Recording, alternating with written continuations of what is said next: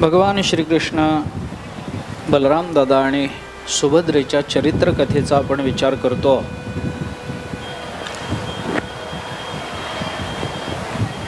श्री क्षेत्र जगन्नाथपुरी या क्षेत्राचा एक सामान्यत्वानं थोडासा इतिहास पाहून की ज्या इतिहासामुळे आपल्या अंतःकरणात भगवान श्री जगन्नाथाबद्दलचा भाव निर्माण व्हावा, त्या कथेतून आपलं अंतःकरण द्रवित व्हावं, या कथांमधून परमात्मा कोणत्या कारणाने जीवाला दूर करतो आणि कोणत्या कारणाने परमात्मा जीवाला जवळ करतो, या संबंधातला थोडासा विचार आपण करून आलो. भगवान जगन्नाथाचा विचार करताना भगवंताला अहंकार आणि संशय या दोन गोष्टींमुळे जीवाला दूर ठेवावं लागतं. परमार्थाचा विचार करत असताना दोन पद्धतीचे दोष जीवनामध्ये निर्माण होतात. वेदांतामध्ये त्याला असंभावना आणि विपरीत भावना असं म्हटलं जातं.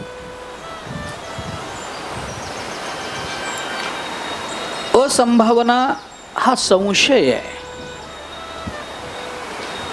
आणि विपरीत भावना हा अज्ञानाचा जवळजवळ निश्चय आहे.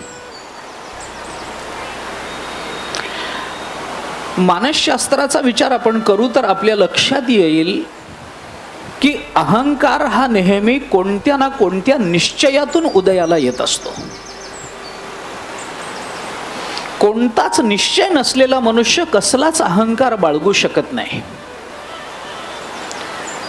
मी हे करीनच हा निश्चय माणसाच्या अंतःकरणात अहंकाराला जन्म देतो.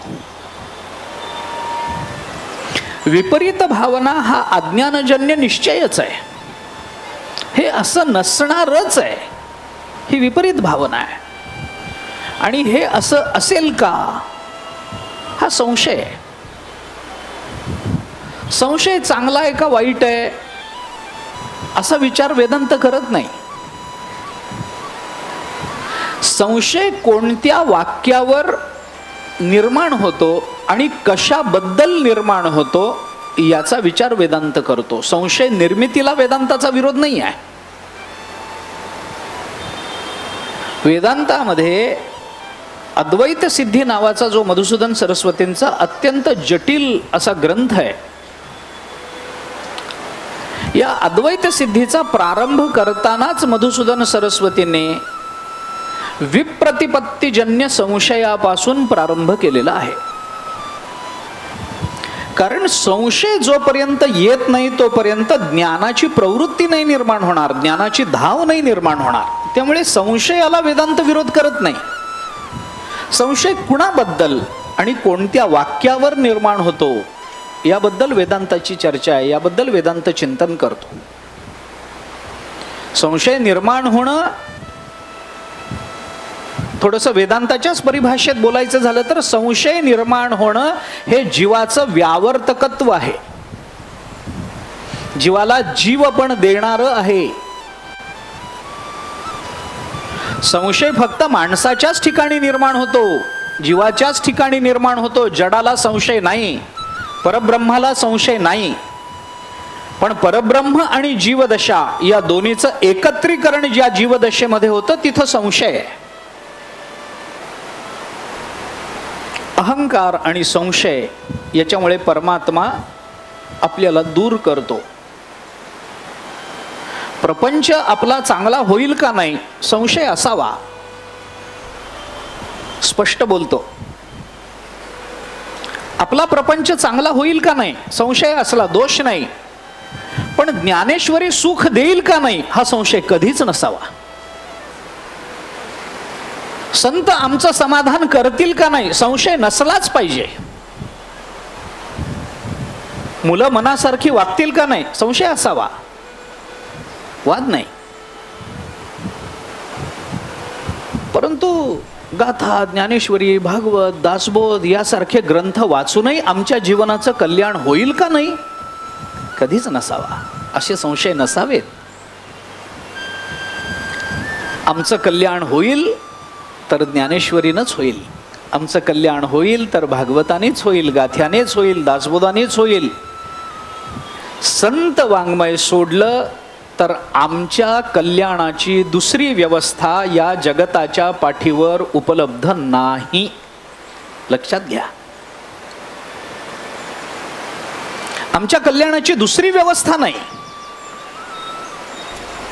आमच्या कल्याणाची एकमेव व्यवस्था या भारतभूमीवर जर उपलब्ध असेल, कल्याण करून घ्यायचंय ना, घ्यायचंय, मग एकच व्यवस्था आहे, एकच मार्ग आहे. ज्ञानोबारायांना शरण जा, नाथ महाराजांना, नामदेवरायांना शरण जा, तुकोबारायांना शरण जा. नाथ महाराजांच्या भागवताची पारायण करा, ज्ञानेश्वरीची पारायण करा, तुकोबारायांचे अभंग समजून घेण्याचा प्रयत्न करा. तुम्हाला आम्हाला एवढी एकच व्यवस्था आहे जीवनाच्या धन्यतेची, दुसरी व्यवस्था नाही. तत्वमसी आम्हाला कळेना का, नका कळेना. ज्ञानेश्वरीवर, गाथ्यावर, भागवतावर श्रद्धा ठेवून आमच्या जीवनाचा रथ जसा पुढे जाईल, या संत वाङ्मयाच्या हातात आमच्या जीवनरथाची सूत्र आम्ही देत राहू. ते संत वाङ्मय सांगणारे महात्मे, ते संत महात्मे आमच्या जीवनरथाचे अधिपती मानू आणि या संतांची सेवा करण्याकरता हा देह आम्हाला दिला आहे, आम्ही स्वतःचं साधन मानू. तर परमात्म्याच्या मनात नसलं तरी आमचं कल्याण होईल. म्हणून संशय असावा की नसावा याबद्दल वेदांत विरोध करत नाही. तो कोणत्या वाक्याबद्दल आणि तो कशाबद्दल असावा याबद्दल वेदांताची चर्चा आहे. जगन्नाथपुरी या धामाचा विचार आम्हाला जो करायला भाग पाडतो तो हा आहे की संशयाने आणि अहंकाराने परमात्मा प्राप्त होत नाही. संशय रहित आणि अहंकार रहित जीवन आम्ही जगलं पाहिजे. त्याच्याने परमात्मा कृपा संपादन करण्याची योग्यता आमच्या ठिकाणी येईल. हा विश्वास या भूमीमध्ये, या क्षेत्रामध्ये आमच्या ठिकाणी निर्माण होतो. याकरता या कथेचा थोडासा विचार आपण पहिल्या सत्रामध्ये करून आलो. कथा असतात, कथा सांगितल्या जातात, आपल्यालाही कथा ऐकायच्याच आहेत. कृष्णचरित्र, बलरामचरित्र, सुभद्रा चरित्र ऐकायचंच आहे. पण चरित्र ऐकणं, याच्यामध्ये आपल्या मनाला आल्हाद प्राप्त होणं, आपलं मनोरंजन होणं, हे चरित्र कथेचं आणि चरित्र कथेच्या श्रवणाचं हे कारण नाही आहे. याच्यातून आम्हाला काय घेता येतं? इंद्रद्युम्नाची कथा आम्ही ऐकली, जी जगन्नाथपुरीच्या क्षेत्राचं महात्म्य सांगणारी आहे. आम्ही काय वागलं पाहिजे, आमच्या जीवनामध्ये या कथेतून आम्हाला काय घेता आलं पाहिजे. एखादा भुंगा असतो ना, तो वेगवेगळ्या फुलांवर जातो, वेगवेगळ्या फुलांमधला मध गोळा करतो आणि आपल्या पोळ्यामध्ये येऊन जमा करतो. त्या मधुप वृत्तीनं आपल्याला परमार्थ करता आला पाहिजे. त्या भुंग्याच्या वृत्तीनं आम्हाला पारमार्थिक चिंतन करता आली पाहिजेत. वेगवेगळ्या फुलांवर आपण बसा, वेगवेगळ्या कथा ऐका, वेगवेगळ्या महात्म्यांच्या ऐका, वेगवेगळ्या देवतांच्या ऐका. ही वेगवेगळ्या फुलांवर आपल्याला बसावंच लागणार आहे. पण बसून तिथून उठताना आपल्याला तिथून मधाचा कोणता कण उचलायचा आहे याचं तारतम्य, याचा विचार आपल्या ठिकाणी असला पाहिजे. याच्यातून आपल्याला काय घेता येईल, याच्यातून आपलं पारमार्थिक मधाचं पोळ संपुष्ट कसं करता येईल, ते पुष्ट कसं करता येईल, याच्यातून आपलं जीवन समृद्ध कसं करता येईल, याचा विचार करण्याकरता या कथा आहेत. कथा मनोरंजन नाही आहे, भागवत मनोरंजन नाही आहे, रामायण मनोरंजन नाही. हा इतिहास आहे. पुराण म्हणजे काहीतरी वेगळीच आहेत, काहीतरी अतर्क्य न कळणारं असं काहीतरी, त्याच्यामध्ये कथांची संगती लागत नाही, याच्याकडे बघूच नका. ती कथा खरी आहे का खोटी आहे देव जाणे. अहो, अकबर बादशहाच्या किती कथा खऱ्या आहेत, पण त्याच्यातून आपल्याला काहीतरी कळतं ना. आमच्या कथांमधून आमचं जीवन समृद्ध होण्याकरता आम्हाला काय घेता येतं हे महत्वाचं आहे. इंद्रद्युम्नाची जगन्नाथपुरीत भगवान येण्याची जी कथा आहे, भगवंताचा आकार असा का, भगवान असे का, याची जी कथा, या कथेतून आपल्याला काय घ्यायचं याचा विचार आपण केला पाहिजे. आणि माझ्या बुद्धीनं मला त्याचं सार हे वाटतं की अहंकार आणि संशयरहित जीवन आपल्याला जगता येणं हे फार महत्त्वाचं आहे. संत वाङ्मयावर आपला विश्वास असला पाहिजे. अहंकार रहित जीवन जगता आलं पाहिजे. अहंकारम बलम दर्पम कामम क्रोधम परिग्रहम विमुच्य निर्मम शांतः ब्रह्मभूयाय कल्पते. भगवद्गीता बोलते 18व्या अध्यायात, विमुच्य निर्ममः शांतः, तरच आपल्याला हे प्राप्त होईल. ब्रह्मभूयाय कल्पते त्याच्यानीच आहे.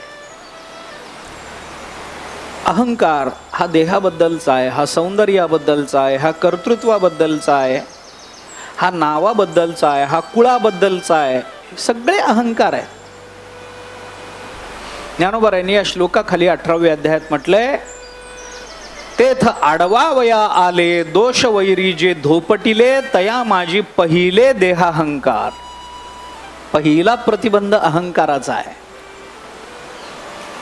कारण अहम हा शब्द आपल्याला जन्मजात चिकटलेला आहे.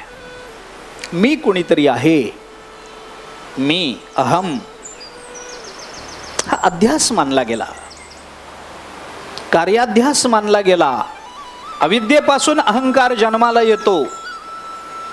अहंता जन्माला आली की त्याच्या पाठोपाठ ममता येते. ममता आली की ममत्व ज्या पदार्थाबद्दल निर्माण झालेलं असतं त्या पदार्थाबद्दलची वासना अंतःकरणामध्ये निर्माण होते. आणि अहंता ममता वासना या एकदा अंतःकरणामध्ये निर्माण झाल्या की माणसाच्या जीवनामध्ये सुख समाधान हे शब्द बघणं सुद्धा दुरापास्त होऊन जातं. मी अलीकडे पुन्हा पुन्हा सांगत राहतो, अनेक ठिकाणी मी सांगतो, पुन्हा सांगायला मला कोणताही संकोच नाही. सुख समाधान आनंद तृप्ती हे जे शब्द आहेत ना, हे शब्द मुळात संसारातले शब्दच नाहीत. आपण त्यांना ओढून संसारात आणतोय जबरदस्तीनं, पण हे संसारात शोभणारे शब्द नाही आहेत. हे शब्द मुळातच परमार्थातले शब्द आहेत. दुसऱ्या क्षेत्रातला माणूस जबरदस्तीनं आपण ओढून आणतो इकडे, रमत नाही फार काळतो. तसं सुख समाधान आनंद तृप्ती हे शब्द परमार्थातले आहेत, आपण जबरदस्तीनं त्यांना संसारात ओढून आणतोय, रमत नाहीत फार काळ. म्हणून कसं चाललंय असं विचारल्याबरोबर बरं चाललंय म्हणेपर्यंत बरं गेलेलं असतं. रमत नाहीत हे शब्द प्रपंचात जास्त. मी उदाहरण देतो. गाईचं म्हशीचं शेळीचं वगैरे दूध काढलं जातं की नाही, त्याच्याकरता काही भांडं वापरतात. कासंडी घेतात, पितळ्याची म्हणा स्टीलची म्हणा, जर्मन ॲल्युमिनियम हिंदालियम, आता ती भांडी आली ना, त्या भांड्यांमध्ये ते दूध काढलं जातं, तापवलं जातं, विरजण लावलं जातं, सगळं मान्य आहे. हे गाईचं म्हशीचं दूध या भांड्यांमध्ये राहतही. पण असं सांगतात की वाघिणीचं दूध पाहिजे असेल तर त्याला अशी भांडी वापरून चालत नाही. कारण वाघिणीच्या दुधामध्ये इतकी ताकद असते, इतकं सामर्थ्य असतं, इतकं तेज असतं की स्टीलच्या पितळ्याच्या ॲल्युमिनियमच्या भांड्यामध्ये वाघिणीचं दूध काढलं तर त्या दुधाच्या तेजामुळे ते दूध त्या भांड्याला खालून छिद्र पाडून निघून जातं. इतकं सामर्थ्य, इतकं तेज त्या दुधामध्ये असतं असं सांगतात. मी काही प्रयोग केले नाहीत, तुम्हाला करायचे असले करून बघा. तुम्ही बघितल्यामुळे मलाही हे उदाहरण द्यायचं की नाही हे नंतर कळेल. असं सांगत आलेत जुने लोक की वाघिणीचं दूध सामान्य भांड्यामध्ये टिकत नाही. त्या भांड्याला छिद्र पाडून, भोग पाडून हे दूध खालून निघून जातं. जर त्या भांड्यात काढण्याचा प्रयत्न केला तर इतकं तेज त्या दुधामध्ये असतं. मग वाघिणीचं दूध हवं असेल तर त्याला ही भांडी चालत नाही, त्याला सोन्याचं पात्र घ्यावं लागतं. तर त्या सोन्याच्या पात्रामध्ये वाघिणीचं दूध टिकतं असं सांगतात. सोन्याचं भांड घ्यावं लागतं, सोन्याची कासंडी घ्यावी लागते. तर सोन्याच्या पात्रामध्ये वाघिणीचं दूध टिकतं, इतर भांड्यांमध्ये टिकत नाही. तसं सुख, समाधान, आनंद, तृप्ती हे वाघिणीचं दूध आहे. हे प्रपंचाच्या भांड्यात टिकत नाही. सुख समाधानाला प्रपंचाच्या भांड्यात आणेपर्यंत या भांड्याला, या प्रपंचाला खालून भोग पाडून हे सुख समाधान तृप्ती निघून जातं खालून. याच्याकरता हे भांडी चालत नाहीत, याला परमार्थाच्या पात्रात ठेवावं लागतं. तर हे सुख समाधान तृप्ती हे टिकतं, नाही तर टिकत नाही. हे परमार्थातले शब्द आहेत. आमच्या जीवनामध्ये ज्या समाधानाकरता आम्हाला जगायचंय, ज्या तृप्तीकरता आम्हाला जगायचंय, ज्या परमात्मा प्राप्तीकरता आम्हाला जगायचंय, ती परमात्मा प्राप्ती अहंकाराने, ममतेनं, वासनेनं आम्हाला प्राप्त होणार नाही. याच्याने मानवी जीवनाला छिद्र पडत राहतील. इंद्रद्युम्नाची कथा, भगवंताचं या क्षेत्रामध्ये येणं, भगवंताचं इथं अनेकांना पुनीत करत वास्तव्य करत राहणं, ही चरित्र कथा आमच्या अंतःकरणाला एक आर्द्रता निर्माण करून देते. आमच्या अंतःकरणाला मऊ करते, मार्दव निर्माण करते अंतःकरणात, की ज्याचा परिणाम म्हणून अंतःकरणाला प्राप्त झालेला मऊपणा हळूहळू अधिक मऊ होत होत होत होत आता असा वितळत जाईल की ज्याच्यामुळे त्या अंतद्रवित झालेल्या अंतःकरणाचा एक प्रवाह निर्माण होईल, की जो प्रवाह भगवत चरणापर्यंत प्रवाहित होत राहील. सातत्यानं अंतःकरणाचा द्रविभाव भगवत चरणाकडे प्रवाहित राहिला पाहिजे. मधुसूदन सरस्वतींनी धारावाहिकताम गतः असे शब्द, धारावाही असा शब्द वापरला. धारावाहिक हा शब्द आपल्याला नवीन नाही आहे. सगळी संध्याकाळ त्या धारावाहिकांमध्येच चालली आहे. धारावाहिक, त्याला शुद्ध मराठीमध्ये सिरियल असं म्हणतात.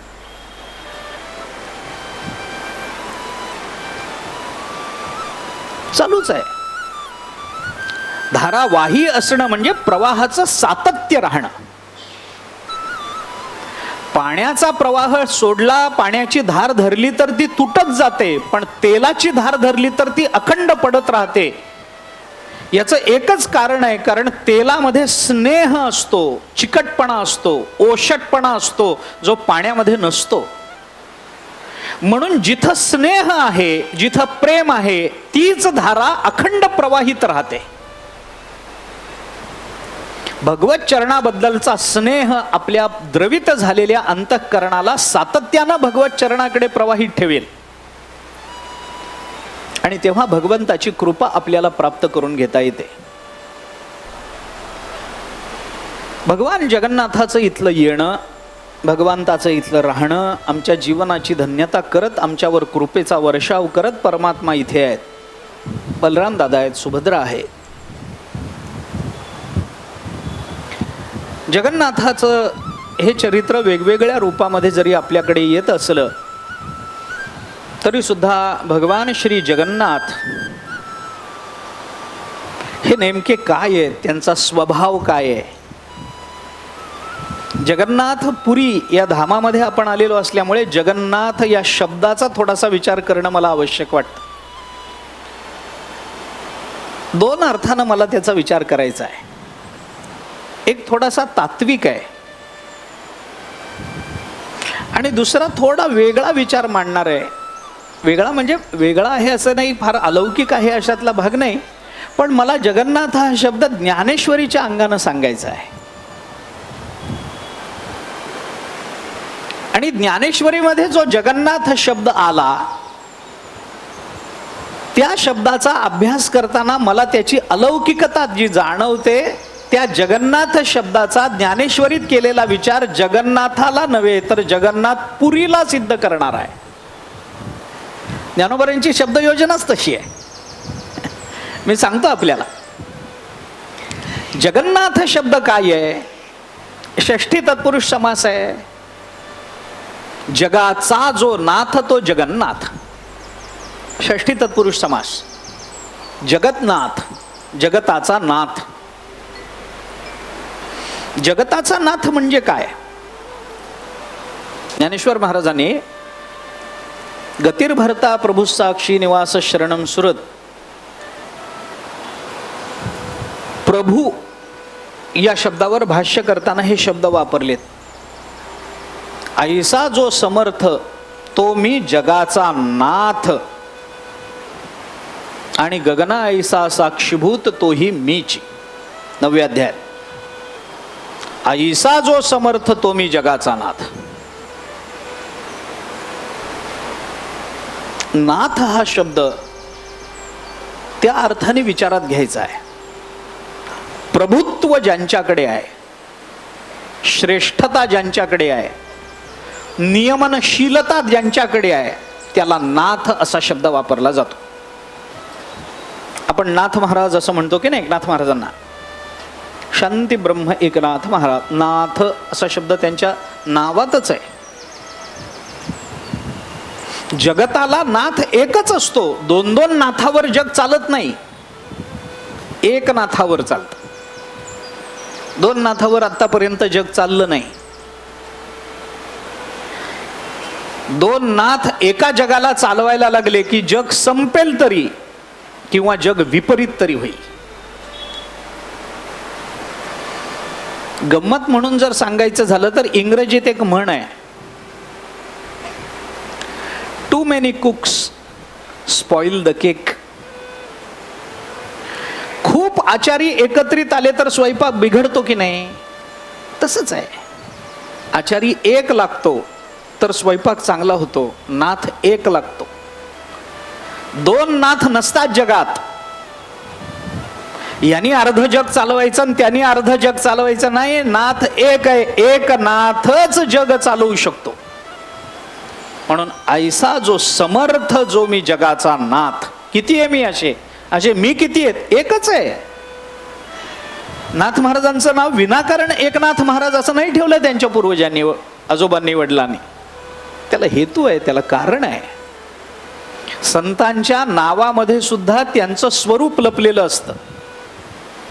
आपल्या नावामध्ये आपला स्वभावही येत नाही. पुष्कळ नावं अशी असतात. म्हणजे मला उदाहरणं द्यायची नाहीत, कारण इतक्या लोकांमध्ये ते उदाहरण कुणाला तरी चिकटतं, मग ते वाईट वाटायला लागतं. अशी अनेक उदाहरणं आहेत. लक्ष्मी तो उपल्या चुने, भीक मांगे धनपाल, अमर सिंह तो मर गया, सबसे अच्छा ठणठण पाल. नावात ना आपलं ज्ञानोबारायांचं नाव आणि त्यांचं स्वरूप याच्यात काय अंतर आहे? नाथ महाराजांचं नाव आणि त्यांचं स्वरूप काय अंतर? तुकाराम महाराजांचं नाव, त्यांचं स्वरूप काय अंतर? चोखोबाराय आणि त्यांचं स्वरूप काय अंतर? नामदेवराय आणि त्यांचं नाम याच्यात काय अंतर? स्वरूपात अंतर नाही. आपली नावं, आमचे आजोबा असं म्हणायचे, आपल्याला ठेवलेली नावं म्हणजे गाड्याचे नंबर प्लेट आहेत. फक्त माणूस ओळखू येण्याकरता आहे, त्याचं स्वरूप ओळखणं हा विषयच नाही.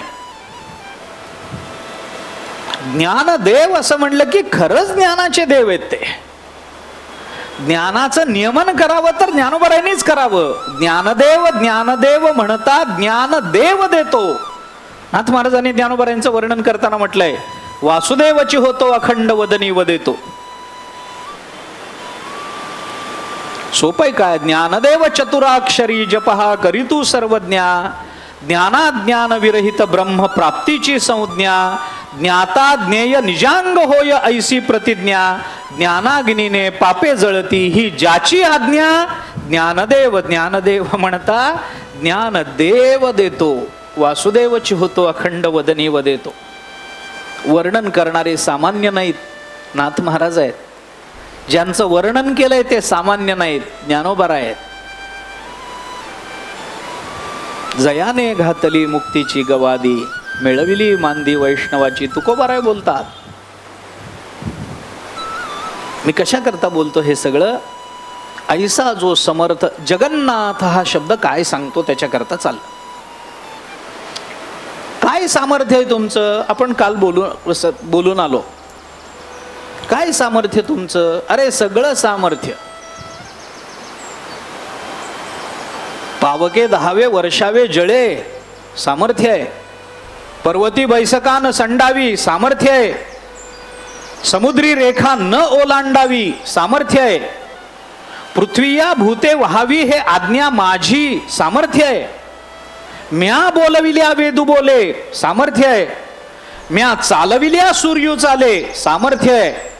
म्या हलविल्या प्राणू हले जगाते चाळिता सामर्थ्य आहे. ऐसा जो समर्थ तो मी जगाचा नाथ. परमात्मा जगन्नाथ आहेत, मान्य आहे. सरळ त्याचा अर्थ आपल्याला असाच लागतो, जगताचा नाथ. पण नाथ म्हणजे काय? नाथ म्हणजे नियमन करणारा.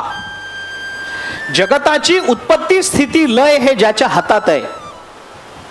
परमात्म्याचं वर्णन करताना परमात्म्याचं जे तटस्थ आणि स्वरूप लक्षण सांगितलं जातं, त्याच्यामध्ये तटस्थ लक्षणामध्ये हे सांगितलं जातं की जगताची उत्पत्ती स्थिती आणि लय जो करतो त्याला देव परमात्मा असं म्हणतात. तटस्थ लक्षण आहे. त्याची कारणं सोडून द्या. आपण द्वारकेला बघितलंय, ते ऐकलंय, त्याचा विचार करत नाही आता. पण उत्पत्ती आणि स्थितीपेक्षा ज्याच्यामध्ये जगताचा लय होतो ते या जगताचं कारण असतं. हे तटस्थ लक्षण अधिक जास्त तंतोतंत लागतं. उत्पत्ती स्थितीपेक्षा सुद्धा लय ज्याच्यामध्ये होतो ते जगताचं उपादान असतं. जगताच्या उपादानत्वाचा जो विचार आहे तो लयामध्ये जेवढा काटेकोरपणाने लागतो तेवढा उत्पत्ती आणि स्थितीमध्ये लागत नाही. कारण जे ज्याच्यापासून निर्माण झालेलं असतं ते त्याच्यातच लय पावतं, हा नियम आहे. कार्यकारणाचा विचार करताना निर्माण झालेलं कार्य कारणामध्येच विलीन होणार की नाही, बाहेरून कुठं होणार. पण निर्माण होताना, निर्मिती करताना एकमेव कारण तेवढं पुरेसं नसतं, त्याला निमित्त कारणाचा संयोग आहे. पण लयाला निमित्त कारणाचा संयोगाची अपेक्षा नाही आहे. मातीपासून निर्माण झालेलं मडकं, घट, हे त्याचं उत्तम उदाहरण आहे. मातीपासून जेव्हा मडकं निर्माण होतं तेव्हा ते मातीतून आयतं निर्माण होत नाही, ते तयार होत नाही. ज्ञानोबारांनी म्हटलंय, भूमी आतोनी स्वयंभ काय घडे गाडगे याची निगती कोंब नाही. मग काय असतं ते? कुलाल मतीचे गर्भ उमटले की. निमित्त कारणाचा विचार ज्ञानोबाराय करतात. कुलाल मती हे निमित्त कारण आहे. मातीपासून मडकं होतं, पण माती एकत्रित आली ना आपोआप मडकं झालं असं थोडंच होतं. त्याला कुंभार पाहिजे, त्याला माती आणून देणारं कुंभाराचं गाढव पाहिजे. गाढवाचा सुद्धा अंतर्भाव आहे कारणामध्ये. ती माती चालून देणारी कुंभाराची बायको पाहिजे. सांख्य दर्शनाने तर त्याला फार लांब नेलंय. कुंभार पाहिजे एवढं चालत नाही, तो कुंभार व्हावा याच्याकरता त्याचे आईबाप पाहिजेत. त्याचे आईबाप पाहिजेत म्हणून त्याचे आजी आजोबा पाहिजे. हे सांख्य दर्शनाने निमित्त कारणाचा केलेला विचार आहे. अनवस्था दोष निर्माण होतो त्याच्यात, सोडून द्या. परंतु हे सगळं लागतं. त्याला ते पाणी पाहिजे, ती माती भिजवता आली पाहिजे, ती माती चाळायला चाळण पाहिजे, ती माती तुडवून मऊ मऊ मऊ मऊ करून मग ती माती त्या चक्रावर ठेवली जाते, ते चक्र पाहिजे. त्या चक्राला गती द्यायला ती काठी पाहिजे. असं करत करत एक घट तयार होतो आणि तो घट निर्माण केला जातो, आव्यामध्ये भाजून विकला जातो. आता बाकीचा विषय सोडून द्या. घट निर्माण करताना माती बरोबर कुंभारही पाहिजे. घट निर्माण होताना माती बरोबर गाढवही पाहिजे, घट निर्माण करताना माती बरोबर चक्र पाहिजे, माती बरोबर कुंभाराची बुद्धी पाहिजे, माती बरोबर ती काठी पाहिजे फिरवायला. पण घट जेव्हा फुटतो आणि तो मातीमध्ये विलीन होऊन जातो त्यावेळेला कुंभार पाहिजे का? त्यावेळेला चाक पाहिजे का? त्यावेळेला चाकाला गती द्यायला काठी पाहिजे का? उत्पत्तीमध्ये उपादान कारणाबरोबर निमित्त कारणाचा जसा विचार आहे तसा लयामध्ये निमित्त कारणाचा विचार नसतो. म्हणून ज्याच्यामध्ये लय पावतं ते उपादान कारण असतं. हे उपादान कारणाचं काटेकोर लक्षण झालं उत्पत्ती आणि स्थितीपेक्षा सुद्धा. कुठून निघालो हे सगळं? जगन्नाथ हा शब्द चालू आहे. जगताचा नाथ आहे याचा अर्थ जगताची उत्पत्ती करणारा तोच आहे, जगताची स्थिती ठेवणारा तोच आहे आणि जगताचा लयही करणारा तोच आहे. आपण श्रुती बोलून आलोय. या श्रुतीच्या आधारानं परमात्मा या जगताचं उपादान कारण ठरतो. बरं, हे उपादान आहे हे उत्पत्ती आणि स्थितीच्या बाबतीत आहे. उत्पन्न केलं आणि जगताचा त्याचा संबंध संपला असं नाहीये. त्याची स्थिती राखणं, स्थिती राखण्यामध्ये या जगताचं रक्षण करणं हे त्याच्या हातात आहे. यतो वा इमानी भूतानी जायन्ते येन जातानी जीवंती असा शब्द वापरला उपनिषद आहे. जीवंती. येन जातानी तिष्ठती असं नाही म्हटलं, जीवंती तिष्ठंती असं नाही म्हटलं, जीवंती. याच्यावर जगतात जीव आणि जगणं म्हणजे परमात्मा या जगतातल्या प्रत्येक जीवाच्या अन्नाची व्यवस्था त्याच्या त्याच्या प्रारब्धानुसार करतोय. या जगतामध्ये किती जीव आहेत? माणसं नाही म्हणते मी, जीव जीव. मुंगीपासून ब्रह्मदेवापर्यंत सगळे जीवच आहेत. या सगळ्यांच्या अन्नाची व्यवस्था त्यांच्या त्यांच्या कर्मानुसार करून देणं याला जगताचा नाथ होणं म्हणतात. म्हणून थोडा तात्विक विचार जर या संबंधामध्ये बोलायचाच झाला, फार तत्वज्ञान नाही पण आचार्यांनी त्याच्यावर भाष्य करताना जगताचा नाथ तो परमात्मा, मग जगत कोणतं? मग त्या वाक्याचा विचार करा. ज्या जगताचा नाथ म्हणून परमात्मा आहे ते जगत कोणतं? तुम्ही आम्ही निर्माण केलेल्या जगताचा नाथ होतो का परमात्मा? कारण पंचदशीकारांनी दोन जगाचा विचार केलाय. एक जीवकृत प्रपंच आहे आणि एक ईशकृत प्रपंच आहे. दोन प्रपंचाचा विचार पंचदशीत आला. ईशकृत प्रपंच समुद्र आहे, पर्वत आहे, नदी आहे, नाले आहेत, झाड आहे, वृक्ष आहे, अरण्य आहेत, जीव आहे. सगळा जीव हा सगळा ईशकृत प्रपंच आहे.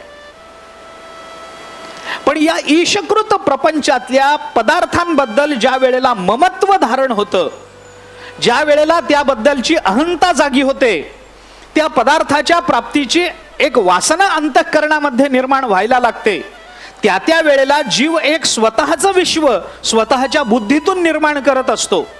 त्याला जीवकृत प्रपंच म्हणतात.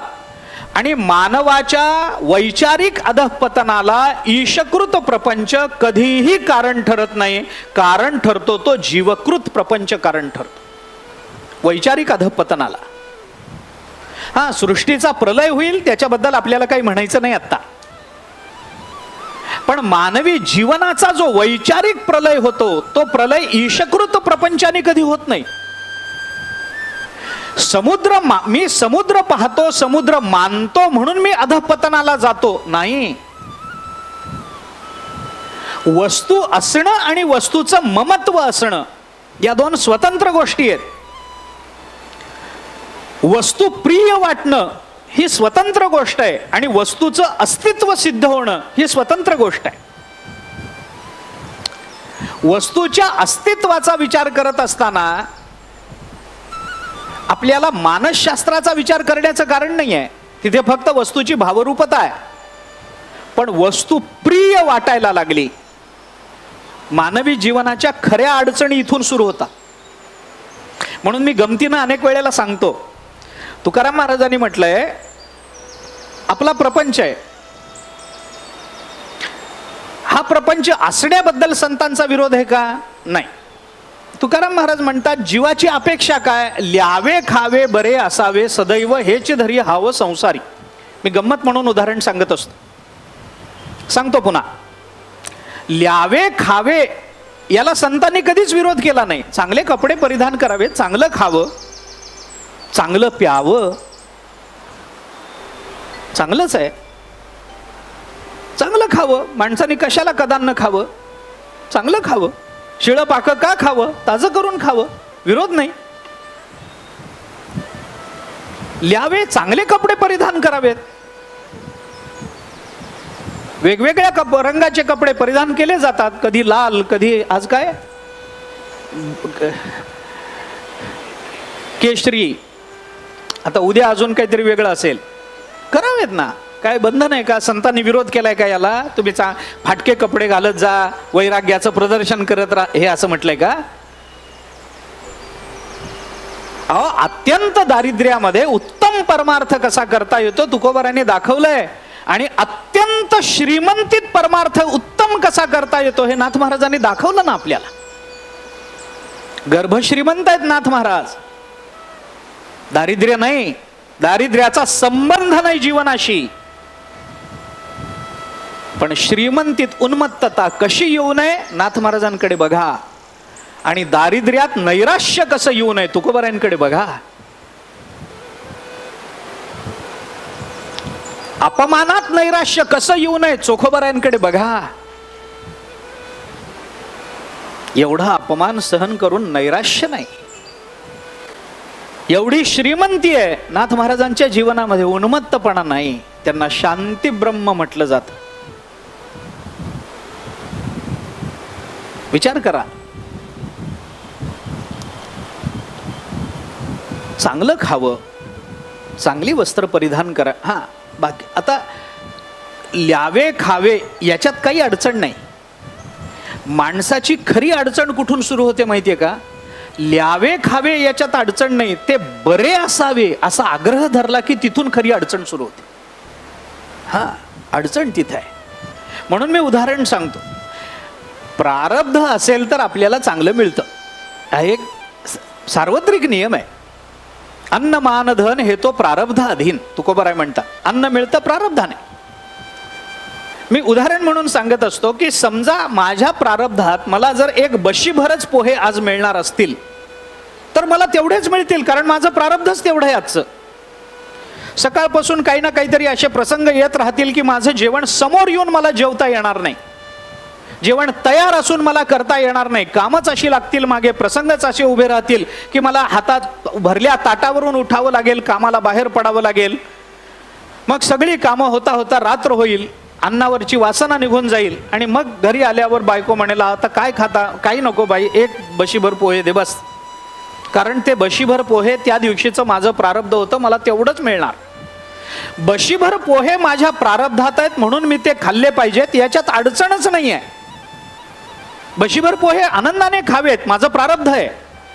पण बशीभर पोहे हातात आल्यानंतर लिंबाची फोड आहे का म्हणलं की खरं अधःपतन तिथून सुरू आहे. ल्यावे खावे याच्यात अडचण नाही, ते प्रारब्धाने मिळणारच आहे. ते बरे असावे या अट्टहासाकरता मनुष्य जे प्रयत्न करतो आणि त्याच्यातून जो परमार्थापासून दूर जातो ना, अडचण तिथे आहे. म्हणून हेची धरी हाव संसारी. ल्यावे खावे ही हाव नाहीये, ते बरे असावे ही हाव आहे.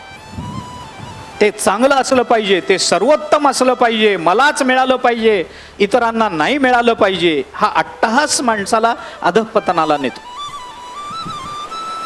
परमात्मा जगन्नाथ आहेत. कोणतं जग? जीवकृत प्रपंच आणि ईशकृत प्रपंच. परमात्मा दोन्ही प्रपंचाचा नाथ आहे, मालक आहे, याच्याबद्दल वाद नाही. पण जीवकृत प्रपंचामध्ये अधःपतनाची शक्यता जी जास्त आहे ती ईशकृत प्रपंचामध्ये अजिबातच नाही ना. समुद्र कुणाला अधःपतनाला नेत नाही, वृक्ष कुणाला अधःपतनाला नेत नाहीत, नदी कुणाला अधःपतनाला नेत नाही. या जगतामध्ये एक साधं वाक्य बोलतो, थोडंसं सामान्यत्वानं बोलतो, अगदीच काटेकोर याचा विचार मी आता करत नाही, पण हे लक्षात घ्या. या जगतामध्ये जो जो पदार्थ परोपकाराकरता निर्माण केला गेला ते ते पदार्थ ज्या विश्वामध्ये त्याला ईशकृत प्रपंच म्हणा. सोपं बोलतो. आणि जे जे पदार्थ ज्या या जगतामध्ये स्वार्थाकरता निर्माण केले गेले त्याला जीवकृत प्रपंच म्हणा. सोपं करा.